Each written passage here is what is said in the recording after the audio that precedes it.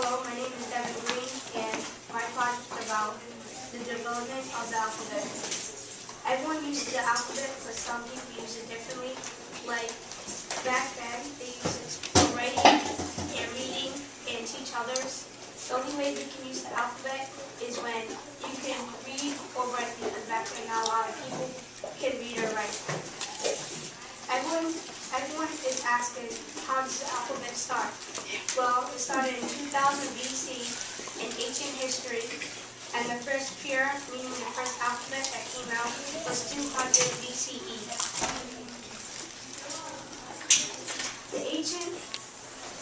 Everyone loves the alphabet, but not more than the Egyptians. Egyptians was into the alphabet, and they made their own signs and their own alphabet to use. Towards 100 BC, the evolution of the alphabet differed from the Canaanese Aramaic, South Semitic, and Greek Aramaic. Around 300,000 BC, people were using an early form of pictographic script, which come now to be the ancient history of lots of scripts used around the Middle East after the period. By 2700 BC, ancient Egypt had developed 22 of different terms to represent the individual consonants of their language, and 23 and plus a character that seemed to have represented word entire or word final vowels. In nature, the system was not used for purely alphabetic writing. More alphabet today in the world today descend directly from this development. For example, the Greek and Latin alphabet were inspired by its design. Was a result of nearly 4,000 years of transformation. The difference of the alphabet today and back then is that today the alphabet is more differently than the alphabet from back then. They had different signs, and it was more, and it wasn't that clearly from back then that we see it today. The alphabet is an important history to remember, and type of writing that you need to remember is going to be the memory code. And this is my partner, Anthony Zapata. We're going to introduce you to gunpowder and take you through the information and facts. Starting with gunpowder was produced from saltpeter or potassium nitrate, sulfur, and charcoal. It was a Chinese invention, and the formula date was about to the 800s. It was used to propel rockets, incendiary, and explosive projectiles by power.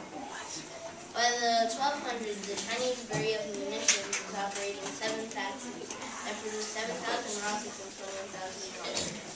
The weaponry had a so-called thundercrash bombers. They unleashed on Mongol troops beside and captured the North Chinese Jet Empire. That's where the revenge started. Created in 142 AD, made by mistake because Li Baiyan was mixing a lot of chemicals and it was too close to a torch, and he gave it to the emperor, and the emperor said that he wanted it until it was perfect, and the emperor poisoned people that did bad things to the emperor, and he also used it for medical purposes. In the 13th century, the Mongols conquered China, and with it the technology of gunpowder. A Mongol law was set that all Chinese were prohibited from any arm or weapon, and the Mongols were of North China. They were also used as firework missiles and wars, and to break through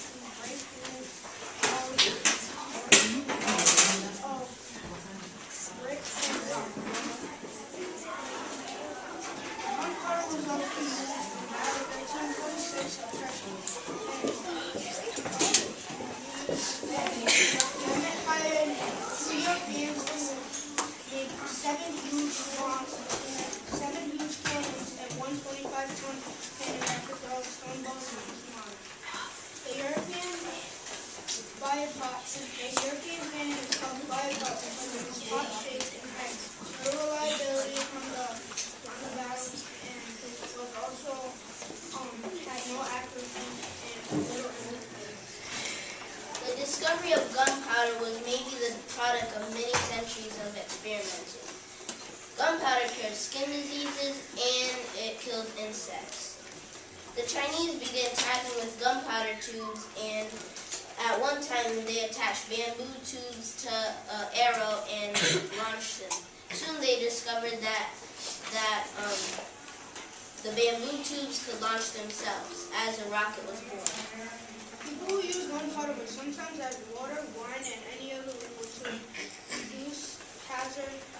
And black gunpowder is also classified as an explosive because action after ignition heat of brick are lit arbitrarily by the way the bomb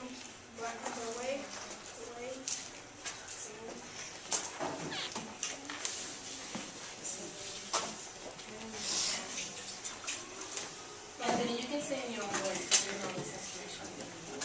and it was also used like they made it with adding a lot of liquids, and when the liquids were overlapped and there was too much liquid, the black gunpowder was good.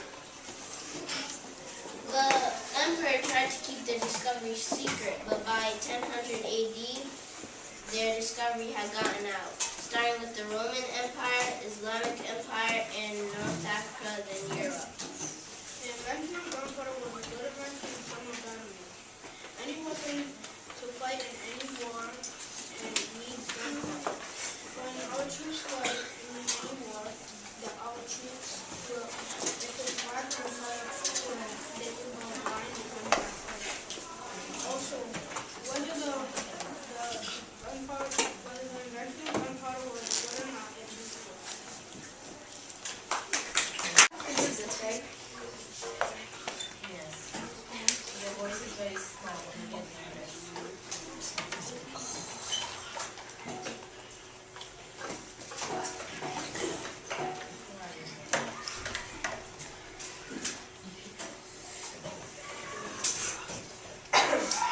Hi, my name is Alyssa and I'm doing the Atlantic slave trade, usually known as the transatlantic slave trade. It's gonna start with, it just started because the Europeans needed help, not help, they needed cleaning around the sites that they were on. So they decided to get slaves, and they thought that African slaves would be best to help clean because they knew that they could work in high climate. They can work in high climate, and that they're good workers themselves. So after that, it was going on for a long time after that. But not only African slaves were working to help around in Europe and Africa and stuff for the slaves.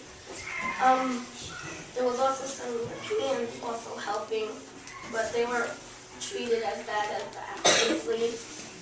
Also going into it, they started selling Africans at the slave market, and if they were bought right there, like they had like signs like saying it would actually be like African slaves for sale. I mean, not for sale, like we're selling African slaves and stuff. And also they had something called the triangular slave trade. Well, it's the same thing, but they called it triangular because it would go from Africa, Europe to North America,